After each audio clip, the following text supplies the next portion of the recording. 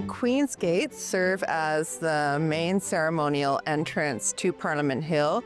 They were installed in 1876, named after Queen Victoria, designed by Canadian architect Frederick J. Alexander.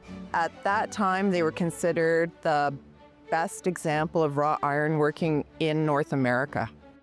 The gates are being restored because they were in a highly deteriorated condition. There were missing pieces and the gates were distorted, so they had to be realigned. So to restore gates like these, first we have to remove them.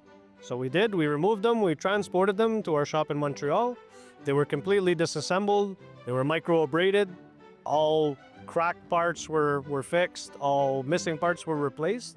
The restoration and the repairs of the gates were done using a mix of old techniques and modern techniques. So we employed modern electric welding, but there was also some traditional forge work done as well. We were able to source real wrought iron, so existing material, for mostly every part on the gate. After that, the gates were reassembled wet, and then they got a three-coat paint system.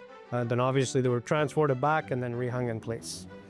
So the gates are here. They're here for all Canadians to enjoy, and to be chosen as the firm to execute this project was simply an honor.